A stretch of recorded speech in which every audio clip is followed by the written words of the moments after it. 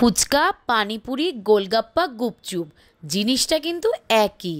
আর এটা হচ্ছে বাঙালিদের সেরা ফুচকা। তো চলুন আজকে বানিয়ে ফেলি ফুচকা। আমি এখানে ইউজ করেছি ফুচকা পাঁপড়, যেটা যে কোনো গ্রসারি দোকানে আপনারা পেয়ে যাবেন। আর ইউজ করেছি কিছু মশলা।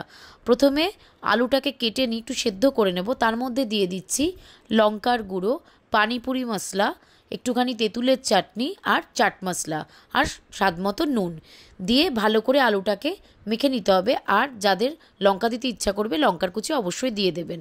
আর আমি এখানে কয়েকটা ফুচকা নিয়ে ওটাকে ভেঙে আলুর সাথে ভালো করে মেখে নিয়েছি। দোকানে কিন্তু ঠিক এই রকমভাবেই করে। এবার আমরা বানিয়ে ফেলবো স্পেশাল ফুচকার জল।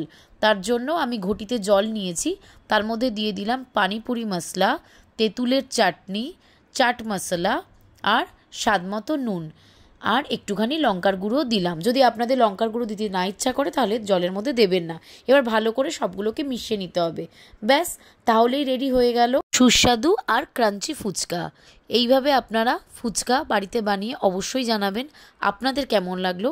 আর এরকম অনেক ভিডিও পাওয়ার জন্য আমার চ্যানেলটাকে অবশ্যই সাবস্ক্রাইব করে নেবেন।